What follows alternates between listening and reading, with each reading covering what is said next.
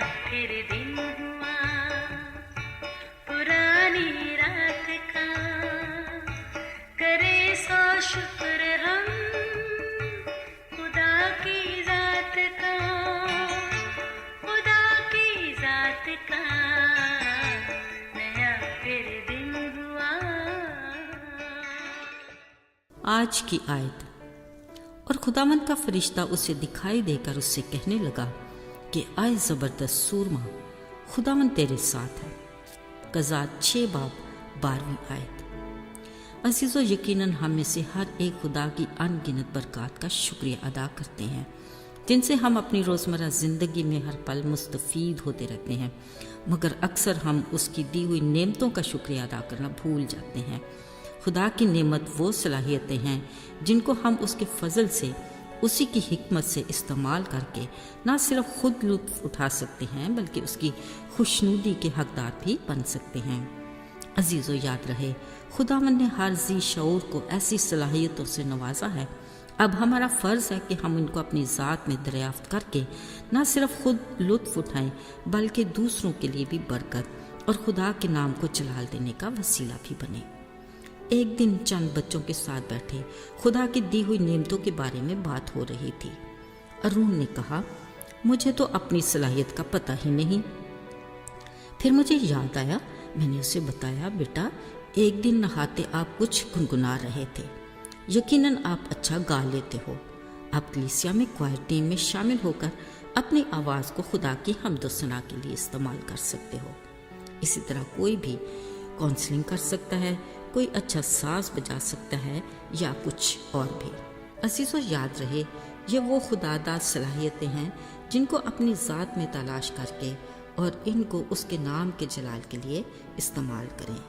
खुदा यकीनन आपको बरकत देगा।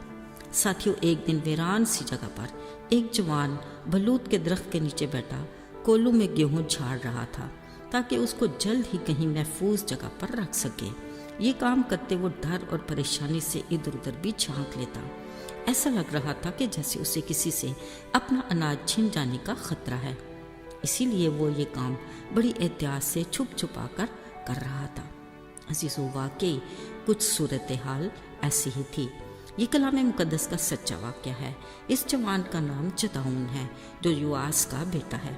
पता चला कि वो मदियानियों के डर से अपनी गेहूँ साफ करके महफूज जगह पर रखना चाहता था, क्योंकि ये लोग आते इसराइलियों से उनकी पैदावार और माल मवेशी छीन कर ले जाते थे, जिससे इसराइली कौम नहायत खस्ता हाल थे। कलाम मुकद्दस के मुताबिक उनकी ये कैफियत खुदा से नाफरमानी और खुदा के हजूर बदी की सज़ा थी कि मदियानी और दीगर आसपास के लोग उन्हें लूट कर ले जाते। यही वजह थी कि जदाऊन नामी नौजवान छुप छुपा कर अपना अनाज साफ करके महफूज रखना चाहता था। आखिर जब अपनी सज़ा भुगतते 7 साल होने को आए तो उन्होंने खुदा की तरफ रजू किया और उसके हुजूर फरियाद करने लगे। अजीज़ों, किस कदर मेहरबान और रहीम है वो खुदा कि जो कोई अपनी खता का इकरार करके उसकी तरफ रजू करता है वो उसे दुख से रिहाई देता है।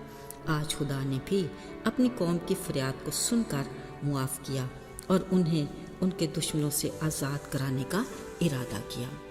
उस काम के लिए उसे युआस के बेटे जदाऊन का इंतखाब किया। उसने अपने फरिश्ते को भेजा कि जाकर जदाऊन को अपने मंसूबे से आगाह करे। एंड यही वो वक्त था जब वो बलूत के दरख्त के नीचे चुपके से बैठा अपनी फसल को साफ करके दुश्मन से महफूज रखने की तदबीर कर रहा था। अचानक खुदावंद का फरिश्ता उसे दिखाई दिया और कहा, आए ज़बरदस्त सूरमा, खुदावंद तेरे साथ है। जदाऊन ने कहा, अगर खुदावंद हमारे साथ है तो हम पर ये हादसे क्यों गुजर रहे हैं? कहाँ गए उसके अजीब काम जो हमारे बाप दादा बताते थे? क्या वो हमें मिस्र से निकाल कर नहीं लाया? फिर उसने हमें क्यों छोड़ दिया और हमें मदियानियों के हाथ में कर दिया? अजीज़ों, जदाऊन की खुदा से ऐसी गुफ्तगू सुनकर एहसास होता है कि ये एक बेटा अपने बाप से गिला शिकवा कर रहा है। यकीनन ऐसा ही है, मगर फिर खुदा ने उस पर निगाह करके कहा, तू अपने इसी जोर में जा और मेरी कौम को मदियानियों के हाथ से छुड़ा। एक बार फिर जदाऊन ने गिला किया और कहा, आए मालिक, मैं इतना बड़ा काम कैसे कर सकता हूँ? मेरा घराना मनस्सी ایک غریب گھرانہ ہے اور میں تو اپنے باپ کے گھر میں سب سے چھوٹا بھی ہوں۔ عزیزو، قابل غور بات یہ ہے کہ خدا نے جو اسے صلاحیت دی تھی، افسوس اسے وہ اپنی ذات میں تلاش ہی نہ کر سکا، مگر خدا اسے بخوبی جانتا تھا، اس لیے اسے کہا، اے زبردست سورما۔ یہ بھی کتنی خوش کن بات تھی کہ وہ جدعون کو اپنی دی ہوئی صلاحیت کے مطابق اپنی خدمت اور کام کے لیے استعمال کرنا چاہتا تھا، لیکن افسوس اس جوان کو بھی ابھی تک اپنی صلاحیت کا کچھ یقین ہی نہیں تھا۔ عزیزو، اس نے پھر 2 بار خدا کو آزمایا، مگر خدا نے ہر بار اسے یقین دلایا کہ وہ اس کے ساتھ ہے اور وہ یقیناً مدیانیوں کو اس کے ہاتھ میں کر دے گا۔ اس بات کا جب بنی اسرائیل قوم کو علم ہوا تو بہت سے لوگ جدعون کے ساتھ آ گئے، مگر خدا نے کہا، تیرے ساتھ بہت سے لوگ ہیں اور میں بھی تیرے ساتھ ہوں اور تو فتح مند ہوگا، پر ایسا نہ ہو کہ اسرائیلی خود پر فخر کر کے کہیں کہ ہمارے ہاتھ نے ہم کو چھڑایا، سو تو ان سے کہہ جو جانا چاہیں واپس لوٹ جائیں۔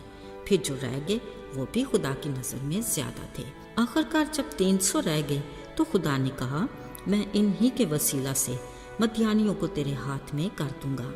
مگر حیرت ہے اس نوجوان جدعون پر کہ اب بھی دل کے کسی گوشے میں اپنی فتح کے شک کا کوئی عنصر باقی تھا، پر مبارک ہے وہ خدا جس نے پھر بھی نہایت صبر اور اپنی شفقت کی بدولت صرف نرسنگوں گھڑوں کے بیچ میں مشنوں کی مدد سے ہی خدا کی قدرت اور قوت سے بھرپور ایک نعرے کے ساتھ جدعون کو مدیانیوں اور دیگر دشمنوں پر فتح مندی بخشی، یعنی یہوہ اور جدعون کی تلوار۔ بلا شبہ یسوع مسیح کے قادر نام کا مقابلہ کون کر سکتا ہے؟ یسوع مسیح کے قادر نام سے ہم فتح پاتے ہیں۔ آئیے دعا کریں۔ اے خدا، تو عظیم خدا ہے، تو فاتح خداوند ہے۔